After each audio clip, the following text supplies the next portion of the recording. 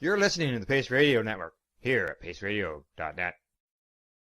The opinions of the individuals during this broadcast are their own and may not be the opinions of their group or other organizations they may be involved with. All medical advice during our broadcast is not a medical opinion and should be checked with your medical physician. Oh yeah, baby, that's lovely.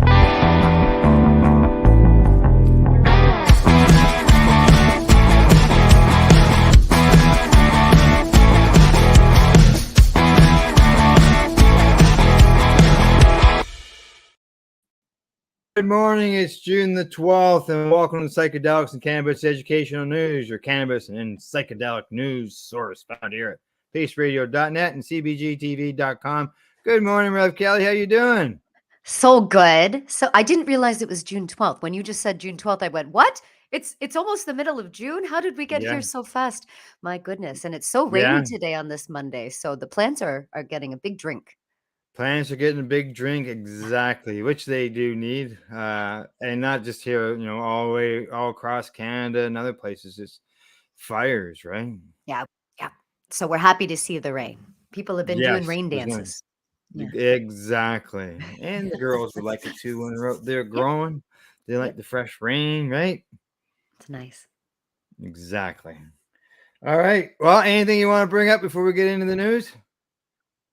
Well, we have a lot to talk about that's going to come up in a couple of weeks, but why don't we save that later for the broadcast? All right. Sounds good. Okie dokie. Well, let's get started on our first story of the day. And we're off to MJ Biz Daily. Headline there says, cannabis firm TerraSend sells head office in Canada for under asking price. Yep. They have sold its head office in Mississauga for 19.7 million Canadian dollars, around 15 million US. What? Yeah, the transaction appears to be below the asking price of $24 million, according to a listing on the real estate website Zolo that shares the same address and square footage as the former TerraSend headquarters. It's a big drop. I have viewed, this was the very first LP, the very first grow I ever saw was TerraSend in Mississauga. I'm so sad to hear that they've lost it like this. The sale continues a year-long trend in the Canadian cannabis industry where licensed facilities have been sold off for steep losses. Yeah, along with the trend of facility closures, Canada has also experienced an overall decline of licensed space across the country as industry-wide oversupply reaches new heights. And by the end of 2022, the total area within federal licensed sites across Canada where cultivation occurred was almost 30% lower compared to May of 2020. Now, TerraSend's head office was listed at 3610 Mavis Road in Mississauga in May 2023 filing. In a previous regulatory filing, the company said the board had decided to move the registered office to a Suite 501 in East Tower in Mississauga, and that was May 10th. So they made that change. Yeah, I know. I got a good idea where both those places are. Mavis Road is very important in the old Mississauga history. That's where the train derailment happened when the city had to leave. Wow. Yeah. In a previous, you got that part. Yeah, Transcend did not immediately reply to a query from MJ Biz Daily on the location of its new headquarters, but they say that I am pleased we were able to complete the sale of this facility at an attractive price, according to their executive chair, Jason Wild. And he said that in a news release.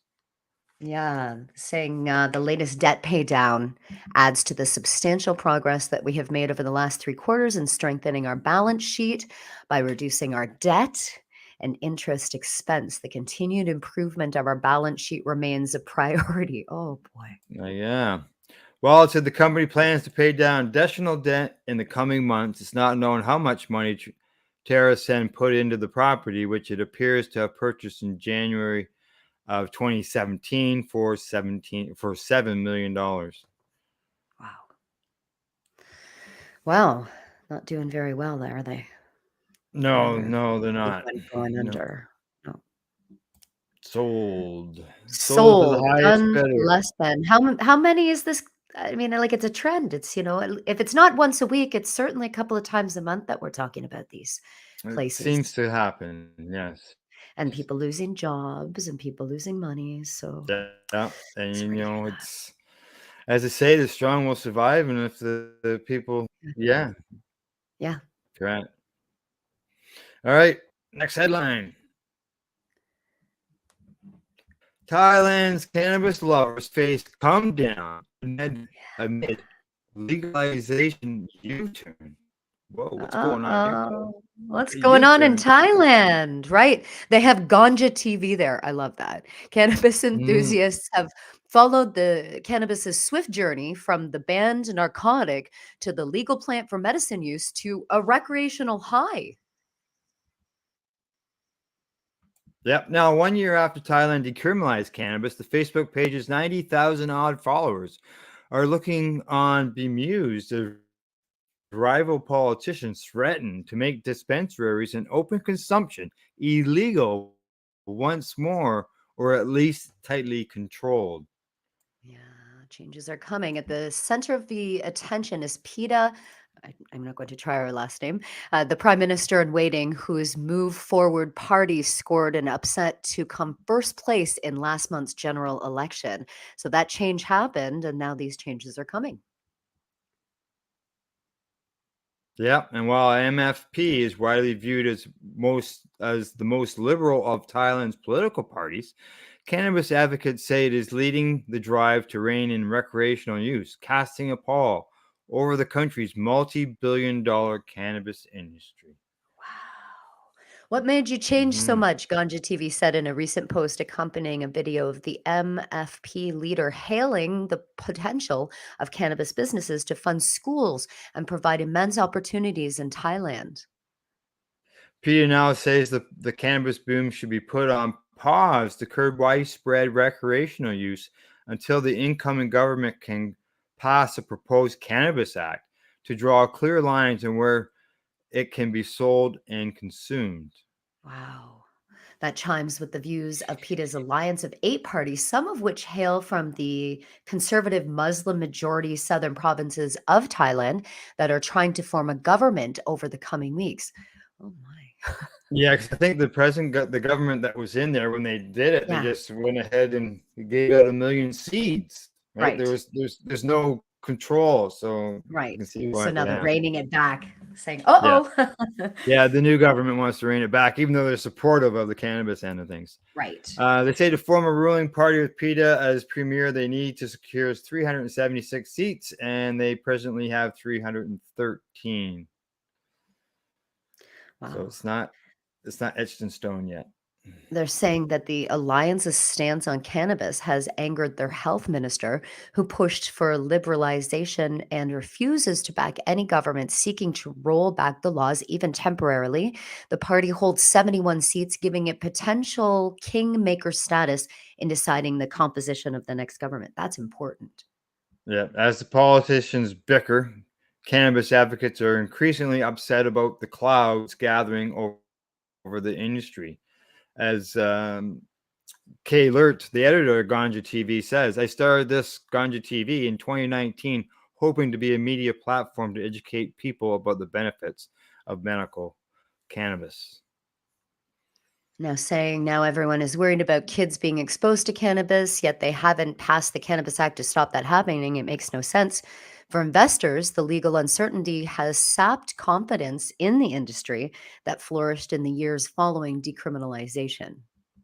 Yeah, one fellow, he's the founder and CEO of a cannabis seller, Grasshopper. He says, I've invested about $1 million already. If it becomes illegal again, I would have to stop the investment and find market elsewhere. Yeah, changes to a lot of them. Remember that Hulk store? And then everything's Mm, happening on that strip over there. Everybody. Rolling back the law would send a ripple effect across not only the weed industry, but many others, including real estate, that are more than 1,000 dispensaries. What? There are more than Yeah, 1,000 dispensaries in Bangkok alone. Oh my goodness. So that's a lot of income disappearing for landlords, not to mention other supported equipment for growing, etc. What is the population of Bangkok that they have 1,000 dispensaries? because That's they don't have any regulation as far as they just go ahead and people open up. every By the store sound of is a it. dispensary. It's a grocery store, it's a dispensary. It's a dentist office, it's the Yeah. everything is a dispensary. That's amazing. Yeah, taking advantage of the legal vacuum created by the failure to pass the Cannabis Act, ties and tourists alike smoke openly on the streets, and illegal imports, mainly from North America, have flooded the market, giving plenty of ammunition to critics of the cannabis culture. Legalization has Mm. opened opportunities. It's been great, but I'm very disappointed at the political game we're stuck in without the Cannabis Act. That comes from Ferris Pitsuwan, who owns the Siam Land of Smile dispensaries in the popular island resorts, including Fifi and Koh Lanta. It has to come with regulation. Hmm. Yeah, Kaboom. And now you're gonna guess that last name. Last name. He says, when we don't have a law to regulate it, it starts to be smeared and tainted by sloppy business owners who sell to kids and folks who just pull out a bong and smoke on the streets as if they were in Canada.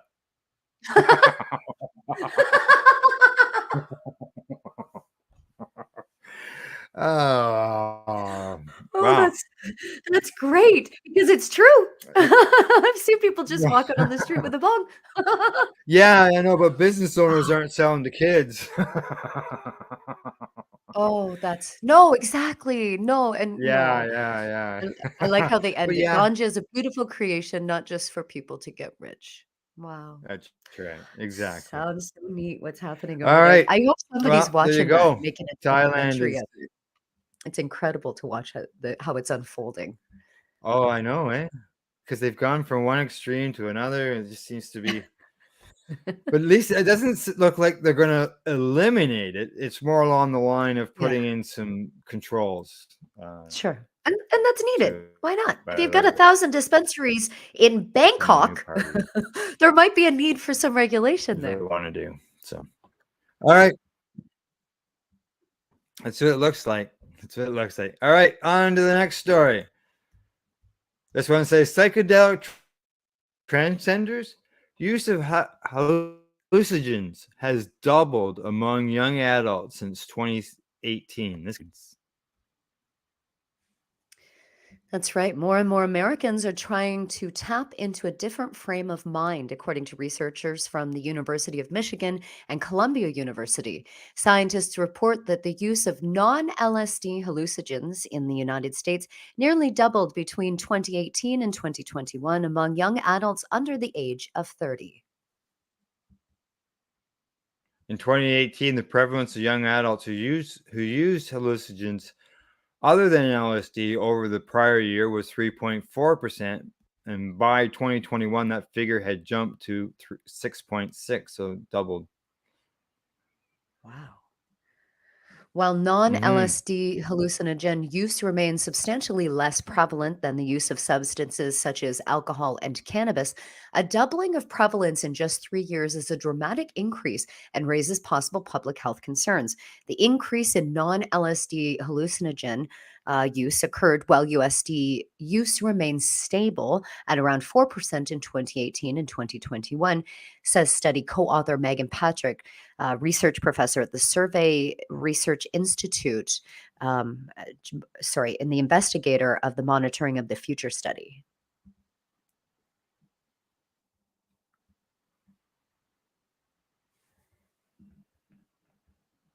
This project's findings come from the Monitoring the Future study conducted by a team of professors at the University Institute of Social Research and funded by the National Institute on Drug Abuse, which is part of the National Institute of Health.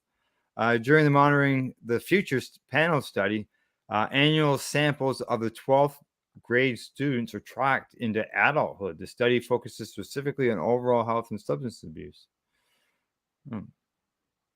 I'm confused. They're monitoring 12th grade students Yeah, on LSD with LSD. it's this. I think the study started out with the grade 12 students, and then it's following them as they go through life. they started at the grade Study 12 max. authors assessed the use of hallucinogens by sex, discovered that the use of non LSD hallucinogens was greater among young men. They also noted that white young adults tended to use hallucinogens at a higher rate than black young adults. Non-LSD hallucinogen use was also higher among those whose parents had a college education, which scientists consider a proxy for socioeconomic status. Very interesting. While monitoring the future, did not identify whether young adults were using these drugs recreationally or because they believed their use held some form of therapeutic benefit. Previous research suggests that non-medical hallucinogen use has a connection to substance use disorders, including um, What? self-harm and anxiety. Wow. That's very interesting Hmm. as well, this data. The use of psychedelic and hallucinogenic drugs for a range of therapeutic uses is increasing, giving accumulating yet still preliminary data from randomized trials on clinical effectiveness. That's coming from Catherine Keyes, a professor of epidemiology, probably said that wrong, at Columbia Mailman University and lead author of the study. With increased visibility for medical and therapeutic use, however, potentially comes diversion and unregulated product availability, as well as a lack of understanding among the public of potential risks. Yeah, the survey did not investigate if young adults use non-LSD hallucinogens for therapeutic or medical reason. However, approved therapeutic use of psychedelics under a trained health professional's care remains uncommon in the U.S. Thus, the trends we observe here are undoubtedly in non-medical and non-therapeutic use. They say. Each survey asked respondents, how often in the past 12 months have you used LSD? Participants were also asked if they had used any hallucinogens other than LSD. Responses to those questions varied greatly, from none to 40 times or more. Among non LSD drugs listed, young adults most frequently used shrooms, the magic mushroom, psilocybin. Okay, okay. The use of hallucinogens other than LSD. Oh, you just jumped screen. There you go. I know the Such as screen's been doing that. psilocybin. Yeah. Oh my. Oh, me too. In so-called shrooms has increased among young adults in the U.S. This is a rising concern for young adult health, according to Professor Patrick. And he concludes, we will continue to track these trends to see if the increases continue. We need additional research, including about the motives for hallucinogens use and how young adults are using these substances in order to be able to mitigate the associated negative consequences. Mm, There you very go. good. More studies. We like these More studies. studies. More studies.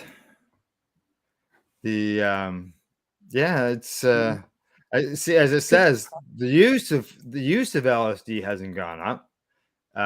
But the use of substances like it has. That's by Yeah. the looks of it. So all right, on to our next story. This one comes to us from the Entrepreneur. And it says federal bill introduced to allow cannabis research at universities. Wow. Yay! Incredible news. A House bill introduced Tuesday aims to promote cannabis research at universities and eliminate federal barriers for research. The Higher Education Marijuana Research Act was introduced by Republican Dinah Titus and Republican Joe Neguse.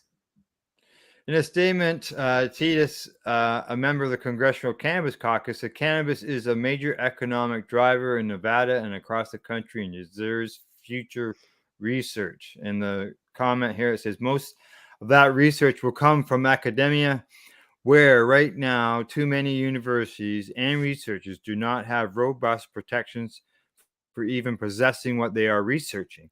As a former professor, I am introducing this common sense legislation to support their work and help us learn more about the effects and potential use of cannabis.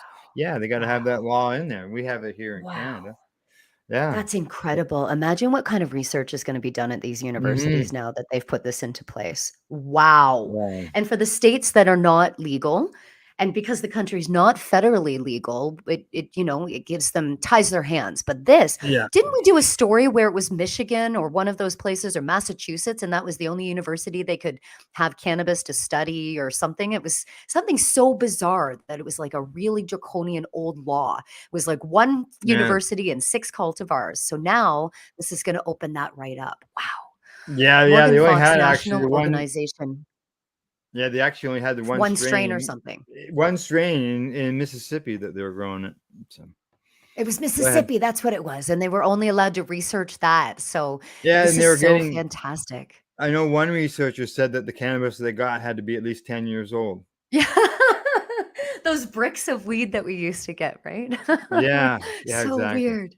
Okay, so national Morgan Fox National Organization for the Reform of Marijuana Laws, normal political director, said that despite cannabis being one of the most heavily studied substances, there continue to be significant federal barriers to conducting additional research, particularly involving clinical trials and products that are available in regulated state legal markets. This bill will facilitate trusted university partners to engage in the kinds of research that will best equip state and federal lawmakers and regulators to develop effective cannabis policies based on public health and safety, will allow consumers to make more informed choices, and will help train the next generation of cannabis researchers. And the measure would provide $150 million in cannabis research funding for universities over 5 years and allow those institutions to obtain cannabis for research through partnerships with state regulators and law enforcement. So they're not only giving them permission, they're also giving them money. Yeah, What? yeah. So Oh, let's hope this goes through. yeah, You know, I love it. let's Brilliant. get that changed, get that Yeah. removed from Schedule 1. Wow. All right, on to the next article, and this one comes to us from Mugglehead Magazine, and the headline on it says Apex Labs, U.S.-based supplier of psilocybin approved by Health Canada. Wow, more good news. Veteran focused psychedelics company Apex Labs has secured Health Canada's endorsement for its secondary US based supplier of psilocybin active pharmaceutical ingredient. Yeah, pharmaceutical, won't be real mushrooms. This It's not real approval mushrooms? No, U.S. supplier of psilocybin active Synthetic mushrooms? pharmaceutical Oh, here we go. ingredients. So it's not so much good news. Oh, dear. Yeah, this approval bolsters Apex supply chain, paving the way for its upcoming clinical programs in North America. They say the company is now transporting its synthetic psilocybin capsules across the border between Canada and the United States, having obtained the necessary permissions from Health Canada, the DEA, and U.S. Customs. Why? Why do we need to do that? Why do we need to make synthetic mushrooms? What what's going on here? This is Well, ridiculous. if they could have, they would have had us taking synthetic cannabis too. So They want everybody to take synthetic cannabis because they they can want to take, control everything. right? Then it's a little gets a little drug number, gets a little pill, then they can Mm. prescribe it. It becomes a pharmaceutical. This is terrible. No good news. Uh, the co-founder and chief science officer Orion Likos said the development is a major advancement for the company's drug development agenda. Having a second GMP drug manufacturer in our portfolio provides us with a dual source of API, ensuring a steady supply of drug product. What it is. It becomes no more fungi. It's a drug.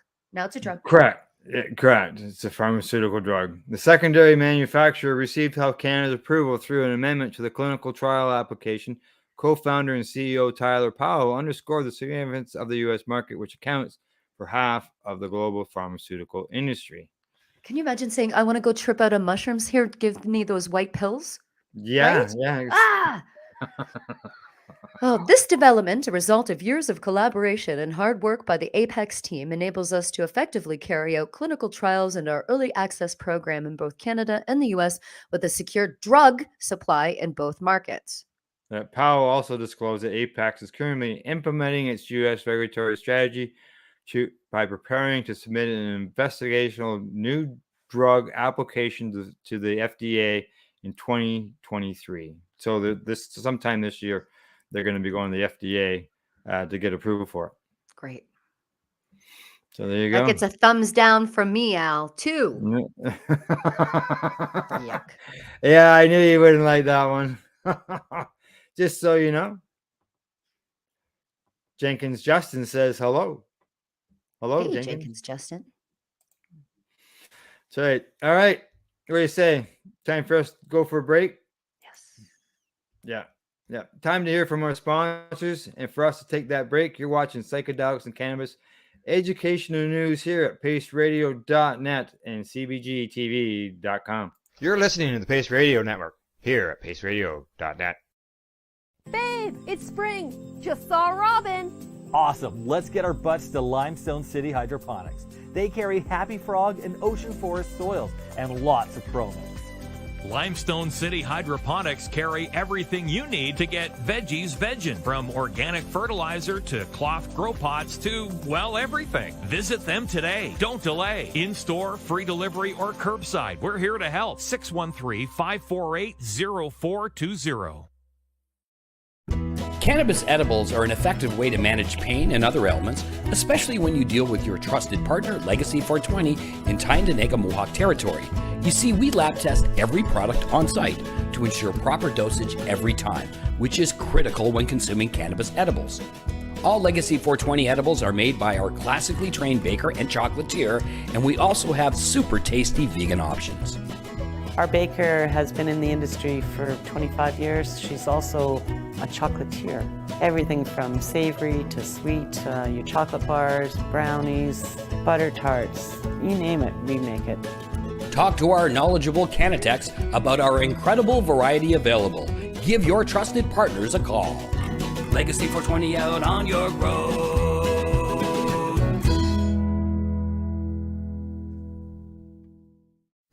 In February of 2022, the Victoria Cannabis Buyers Club and Ted Smith were fined $6.5 million. This for helping 8,500 patients with access to medical cannabis.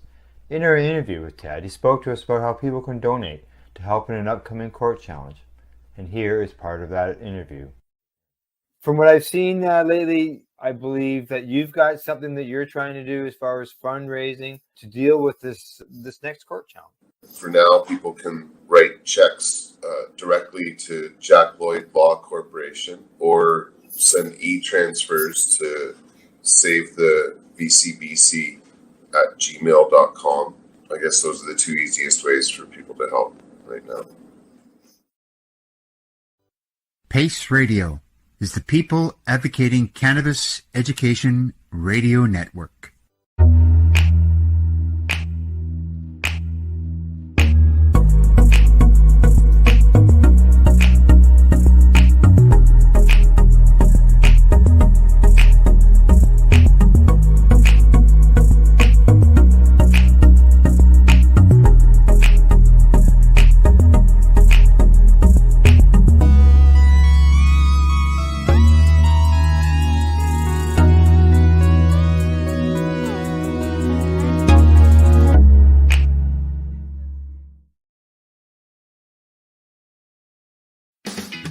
Enjoy the buzz of legalization with Campbellford Lifestyle Shop. From lights to plant nutrients, books, consumption accessories, and more, we've got all your basics to grow or consume cannabis. Visit our info center or take a look at our piercing services and body jewelry, now available in-store through Campbellford Lifestyle Shop, 17 Bridge Street West, Campbellford.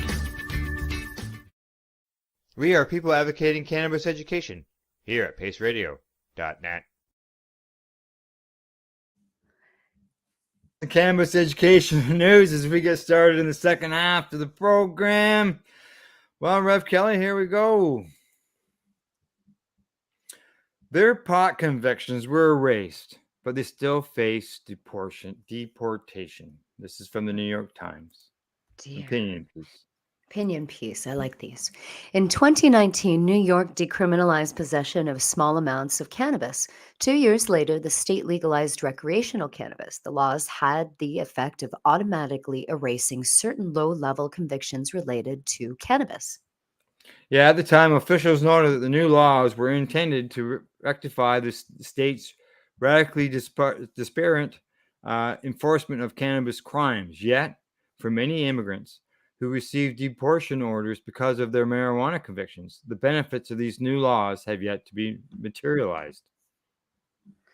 Stating, I am an immigration attorney and representing clients with deportation orders makes up much of my work. Among my clients is Kwame Sirobo, a Guianan immigrant who received asylum in 1992. Mr. Sirobo was ordered to be deported in 2013 because of three convictions for low level cannabis sales from 1999 to 2001. However, the government was not able to immediately get a travel document from his home country, an issue that affects a small percentage of deportations each year. For nearly a decade, Mr. Sorobi was forced to check in with Immigration and Customs Enforcement at least twice a year while he waited for the government to deport him. In that time, he took trade school classes in property maintenance. Upon graduating, he landed a job maintaining a domestic violence shelter and was classified as an essential worker during the pandemic. He also watched with hope as the New York legislature debated and then passed its 2019 law decriminalizing cannabis. The automatic expungements in the 2019 law applied only to cannabis possession until it wasn't until 2021 that this policy was extended to include sales. However, the law included language that Mr. Sirobo was able to use to prompt a New York criminal court to get rid of his sale offenses. In 2020, I filed a motion with the immigration court arguing that because Mr. Sorobi's convictions had been thrown out, he should not be deported. More than 90 family, friends, and community members wrote letters to the court in support of the motion, and the court determined his deportation order in early 2022. He became a U.S. citizen in December. Were it not for legal assistance he received, Mr. Sirobo could well have been deported. According to data collected by Transactional Records Accessing Clearinghouse Immigration, which tracks how immigration laws are enforced, at least 1,300 people in New York whose most serious conviction was for cannabis possession were ordered deported from 2003 to 2020. This includes nearly 20 people in the first year following the 2019 decriminalization law. Cannabis decriminalization has afforded many of these people the right to challenge the deportation orders. The problem is that asking an immigration court to revisit a deportation order is a complex process that often requires legal representation. The need for representation in these types of cases far outstrips the number of lawyers taking them. There is no state or local funding dedicated to representing people with existing deportation orders. I'll get it out. Like Mr. Sorobi, who aren't in Immigration and Customs Enforcement custody. This process becomes even more complicated once someone is deported.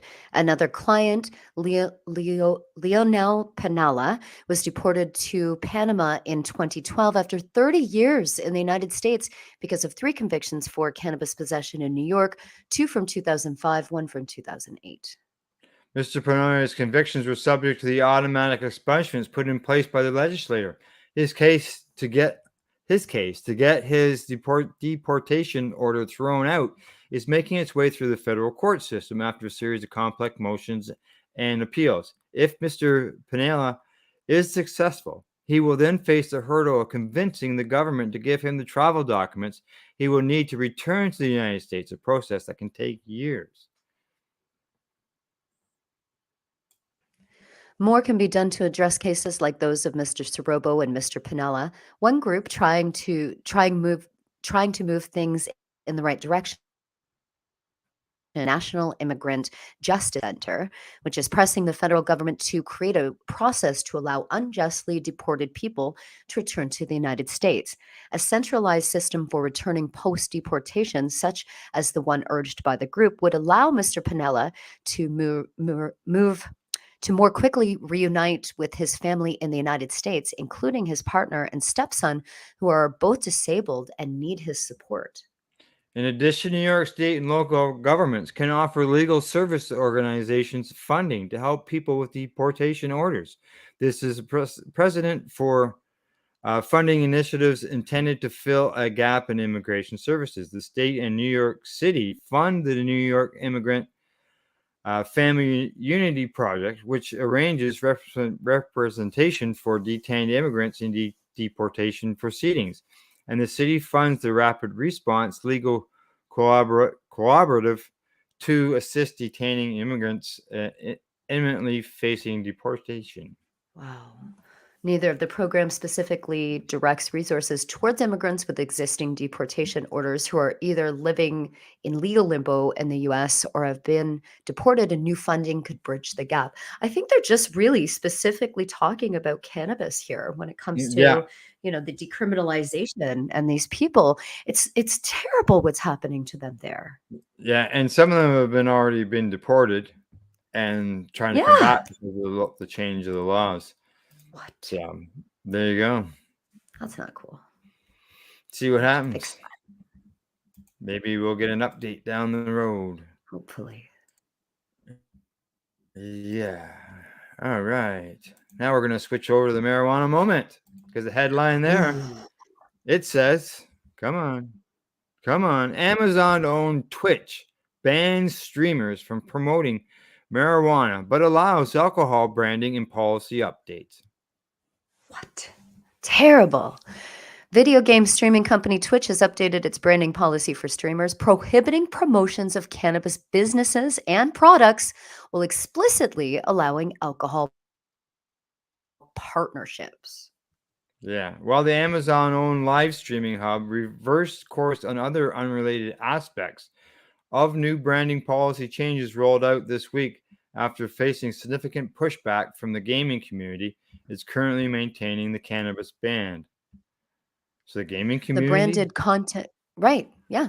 The branded content policy covers product placements, endorsements, sponsored gameplay, paid unboxing, and branded channels. Under a list of prohibited branding deals, it says streamers cannot be paid for promoting cannabis related products, including vaping, delivery, and CBD. But the guidelines carve out an exception for alcohol, allowing streamers to be paid for promoting booze as long as products are marked as mature content. What? Can't do that with cannabis? Terrible. In addition to cannabis, gamers are also subject to restrictions for branding that involves weapons, adult content, tobacco products, medical facilities, and political content. Marijuana Moment reached out to Twitch for comment on the policy distinction, but a representative was not immediately available.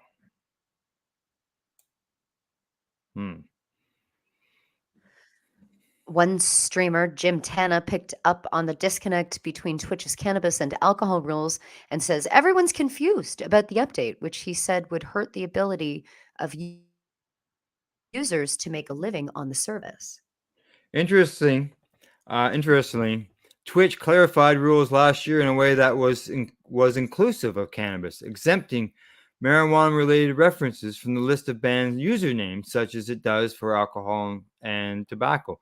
Twitch's parent company, Amazon, is also lobbying in support of federal cannabis legalization legislation, and the corporation has also adopted more progressive policies internally around marijuana drug testing for employees.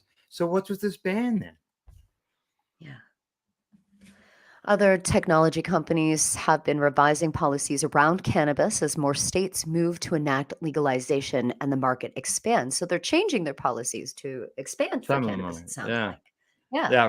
Yeah. They say Twitter, for example, has removed a feature that previously presented users who searched for sites for certain drug-related keywords, including marijuana, with the suggestion they consider entering drug treatment.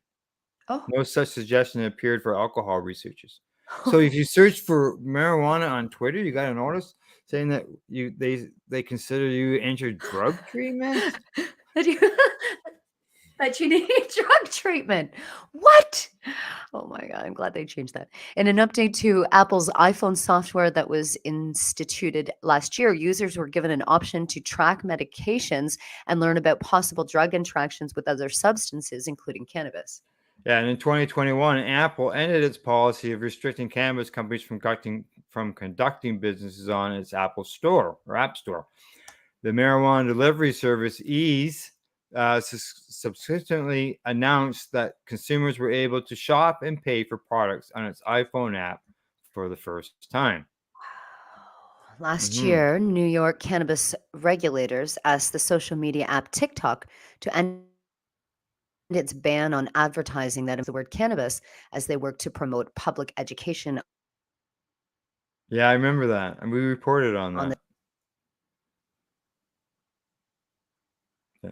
On Facebook, state legal cannabis businesses, advocacy groups, and government entities like the California Bureau of Cannabis Control has complained of being shadow banned, where their profile pages do not show up on conventional search. There were reports in 2018 that the social media giant would be loosening its restrictive cannabis policies, but it's unclear what steps it's taken to achieve that.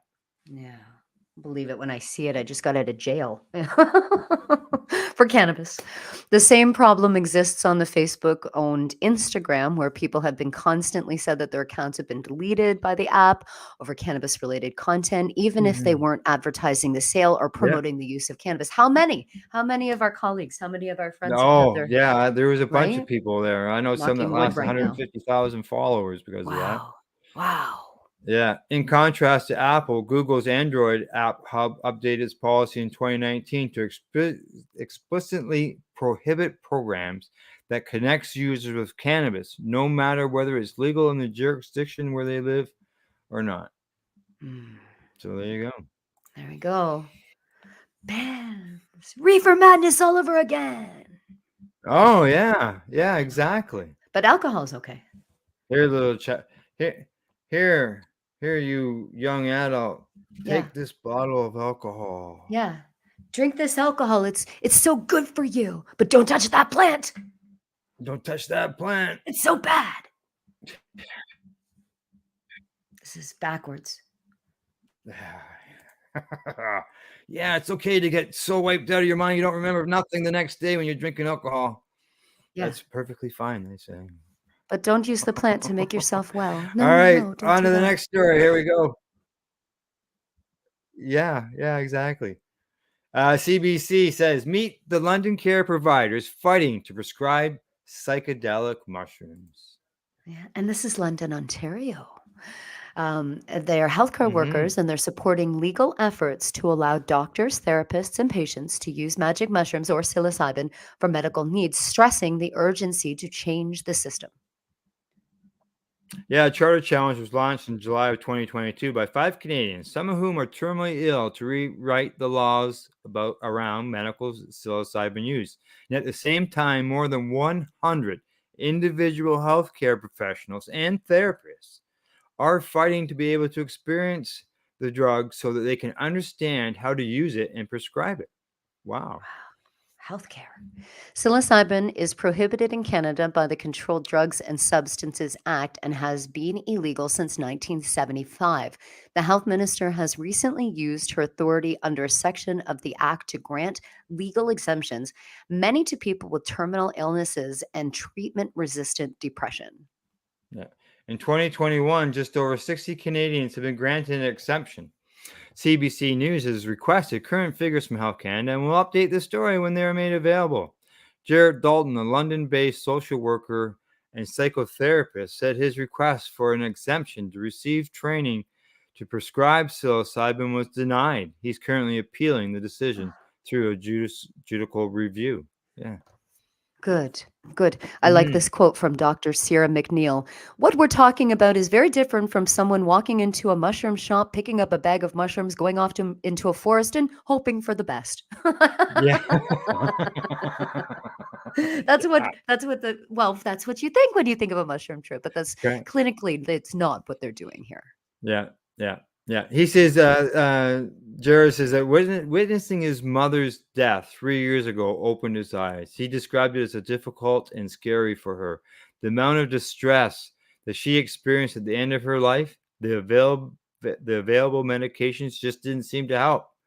I became really convinced that we need to do better for people. So, end of life care was how emergency and family medicine physician Dr. Sarah McNeil became interested in the potential benefits of psilocybin. She was granted an exemption and experienced the psychedelic drug in assisted therapy training sessions with Sarah Terrasil.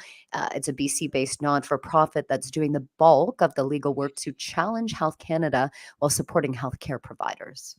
Yeah, now Dr. McNeil says what we're talking about with psychedelic assisted psychotherapy is so very different from someone walking into a mushroom shop and picking up a bag of mushrooms. And that was that quote you just had read. I love it.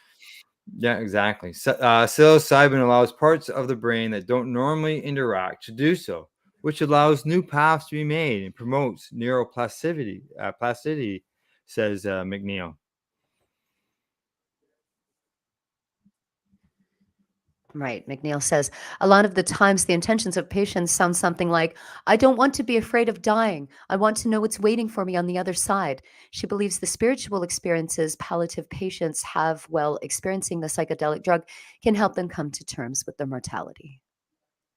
Yeah. Now, Health Canada says psilocybin is showing promising results in clinical trials where it's being used to treat mental health disorders such as treatment resistant depression, substance abuse issues.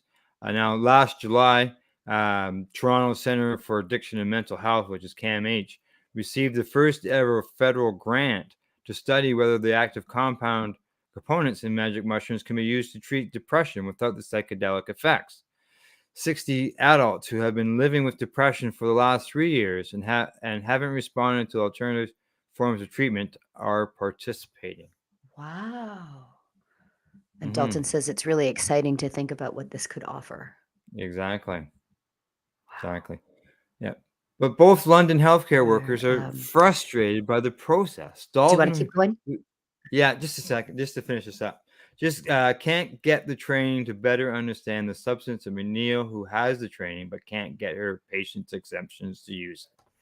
So there you go. Even if you get the training, you still can't even prescribe it to the patient because they're not Yeah. allowed to.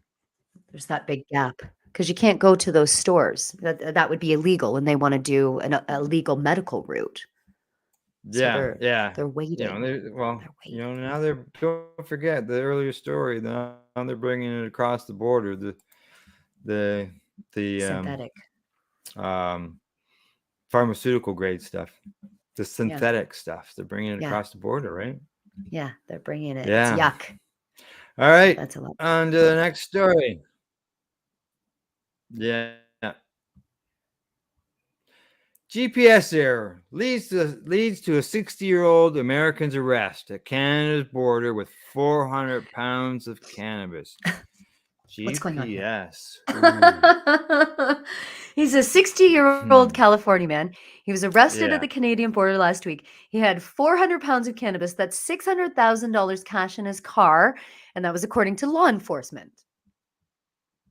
Yeah. Andrew Lee Tobenberg um, of Tustin, California, mistakenly ended up at Canada's Rainbow Bridge border, crossing in Niagara Falls after following GPS coordinates that were entered incorrectly according to the RCMP. What? Look at all those bags. What on earth was going on here? Okay, let's find out. He was charged with Yeah, suspicion right of the there. possession and import of cannabis and possession of more than $5,000, knowing that all parts of the proceeds were obtained by a crime. But that's it? That's all we have? Oh I no. thought there was more Well, they on said there. It shows a police bunch said of money. so the money and drugs were located throughout the car. The cannabis was in vacuum packed containers, and the cash was separated into bundles and concealed in a safe, suitcase, and lockable case. So, just so you know, Rev Kelly, if Yeah. this fellow was in Singapore, he'd be Yes. dead. That would be it. That would be it. Yeah, they would have, Oh my goodness. Perspective, would eh? have, Yeah, We wouldn't be joking around that exactly. They would have he, shut. They you know, would have. took the wrong GPS route. We'd be actually, yeah, Yeah, because as terrible. we've been reporting, Singapore's been hanging people, and there's no doubt that he would have been one of them. When you look at the numbers, right? All those All righty. pounds. Oh, On dear. to our next story, last one of the day. And this one comes to us from Entrepreneur. And the headline on it says Rhode Island expunges 23,000 cannabis possession charges. Way to go, Rhode Island. Way to go. Wow. It's the Rhode Island Judiciary, and they've expunged 23,000 criminal records related to cannabis possession. The affected cases include just over 3,000 in Superior Court, almost 11,000 in District Court, and almost 10,000 in the Rhode Island Traffic Tribunal. Yeah, now these expungement provisions were included in the state's adult use cannabis law, which was signed by the governor over a year ago. In an interview, WPRI State Court Administrator Julie Hamill called the automatic expungements an organizational feat. The law included an April 30 deadline to complete the expungement process for singular, simple cannabis possession charges, and officials met that requirement. The second phase of the expungement process will focus on cases where cannabis possession was one of multiple charges or counts. The Rhode Island Judiciary indicated that the courts are on track to complete the expungement process for those cases by July 1st. Wow. Mm-hmm. Now, Mavis Nimmo, Executive Director for the Center of Health and Justice Transformation, described the process as seamless, adding that so many Rhode Islanders are grateful for its expediency. Saying common sense policy on criminal record relief is desperately needed as the state enters into a burgeoning economy that for far too long has penalized its citizens. Yeah, big time. Well, I think that the Canadian government should go down to Rhode Island to see how that they did this instead of forcing people to go through the process of requiring a pardon. Yeah, that's a good idea. I think that's exactly. Let's do it. I thought it was a good idea, but obviously they don't. No. Or they would have done it by now. Right. So there you go. 10 stories. There you go. 10 Put them stories. up really quick. We even got a few minutes left here. So yeah. Anything you want to touch on? Well, I promised you earlier on that I'd tell you later what's coming up with us. Our monthly cannabis temple is going to move from Keene to Peterborough this month. Oh. And we're doing it's a very special. You're coming. June 25th. 2 to 5 p.m., Sadler House on George Street, and we're celebrating Pride. We're doing a fundraiser for Sprott House in Toronto. It's a YMCA organization. It's a home that helps LGBTQ Two-Spirit youth if they need them, and it's a wonderful organization. So all of our money that we're collecting for our temple that we usually do every month, this time it's going to help out that organization. And we have performances from some wonderful individuals. Count Classy, who's a good friend of the network, he's coming to perform. And Al Hashem, who's a very well-known in the queer community, he's headlining the event. So we're really lucky to have these gentlemen come out and perform for us. And we've got some surprisers coming, including some big raffle prizes that have been donated. And dispensaries in Peterborough are supporting this by being sponsors. Lush Cannabis and Spark. Isn't that neat? So we've got 2 on board so far. We're going after them all, Al, because it's a Cannabis Gives Back event. So we thought, let's hit up these retailers for some prizes and some donations to help us do it. So they're coming on board and they're helping. Good. Now this place, I think in the message to me, you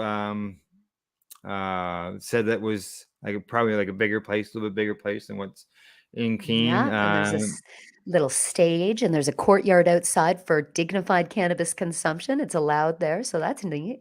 Nice. That was what I was getting to, was the fact that it's got an outdoor spot. I don't know whether it's a private outdoor spot or whether it's public or not. Yep, private for us. Private for us. So there you go. We won't be blowing any smoke in anybody's faces, will we? No. It'll be a nice time. Yeah. Oh, yeah, for sure. Exactly. I completely agree. And I look forward to being there for sure. So, all right. Well, let's see. Anything else offhand that I could think of? No, I did see something in the news which we didn't bring up today, and that was that I see that they've developed, I believe it's a pill in order to help people with cannabis addiction. Oh, okay. All right. Is that hyperemesis? Is that what mean cannabis Yeah, hyperemesis syndrome? Is yeah, maybe? Yeah. yeah, cannabis CHS. use disorder and stuff. It said in the article that Okay. they're Okay. giving these, Okay. and it blocks cannabinoid, the CB1 receptors, and they say that there's been no Okay. physical side effects. Now, if you go back uh, years, a couple decades ago, they tried to do Yeah. that with weight loss and to shut down the CB receptors in humans, and it ended up having to be pulled from the market because because of the high rates of suicide. Because Oh, no. So that was yeah, the yeah, well, effect of it? yeah, because it affected cannabinoids, our system, and it's a mood Wow. regulator and all that stuff, and Of yeah, they course. had to shut it down. Oh my goodness. Okay. Yeah, Well, hopefully that this has nothing to do with that. Or I don't really yeah, understand how people experience that. I mean, I know that there are people that overuse, certainly, and mm. maybe that's something to be checked on, but I don't know anything that, there should be some blocking of Yeah, we talked something. about it Maybe being some people. therapy of like, hey, what are you using it for? How can you Yeah, intentionally use it better? Like maybe that kind of thing would be better. Don't give us it seemed blockers. to, yeah, and they seem to say if people consumed more than or yeah, consume more than 6 joints or consume 6 times a week, then they could deal with this cud. And I'm thinking, holy Christ, I've gone like maybe 14 days in the last 20 years where I haven't Yeah, no. consumed cannabis. Yeah, it's terrible. And I don't want to nope, ever have a day like that. no cud going on No. here. No. No. No. But we intentionally use it in the right way, as our medicine, Mm, and we know what we're taking in. Unfortunately, some people aren't educated through that, so they are overusing different ways, and, yeah, I don't know, I hope that they're not addicted, though, that's a funny word to say. that's what they're It's calling not it. a That's what disorder. they're It's calling it. funny. All right. They like All to right, Rev Kelly. Other than that, that's the end of the broadcast. And thanks to our sponsors, legacy420.com, as well as Legacy Campbellford Lifestyle Shop and the Limestone City Hydroponics. And also, thanks to our viewers for tuning in the program. And don't forget to educate, medicate, and do not incarcerate. And we will be back Thursday with Rev, Cindy, and Glenn. Glenn should be back. So, all right. See y'all later. Bye-bye. You're listening to the Pace Radio Network here at paceradio.net. The opinions of the individuals during this broadcast are their own, and may not be the opinions of their group or other organizations they may be involved with. All medical advice during our broadcast is not a medical opinion and should be checked with your medical physician. When you have a pain that's reached its peak, Legacy for 20, it's so unique. If organic cannabis is what you seek, here's your trusted partner 7 days a week. Suppository salves, vapes and drops, topicals, edibles, infused pop. Just when life seems like it ain't easy, at Legacy 420, enjoy a pop freezy. Lab tested products, make them the GOAT. Legacy 420 out on your road. Legacy 420 in Tyndonega Mohawk territory. Indigenous organic cannabis at its finest. What do you find at paceradio.net? People advocating cannabis education. Babe, it's spring. Just saw Robin. Awesome. Let's get our butts to Limestone City Hydroponics. They carry happy frog and ocean forest soils and lots of pro mix. Limestone City Hydroponics carry everything you need to get veggies veggin', from organic fertilizer to cloth grow pots to, well, everything. Visit them today. Don't delay. In-store, free delivery, or curbside. We're here to help. 613-548-0420. Enjoy the buzz of legalization with Campbellford Lifestyle Shop. From lights to plant nutrients, books, consumption accessories, and more, we've got all your basics to grow or consume cannabis. Visit our info center or take a look at our piercing services and body jewelry, now available in-store through Campbellford Lifestyle Shop, 17 Bridge Street West, Campbellford. We are people advocating cannabis education here at paceradio.net.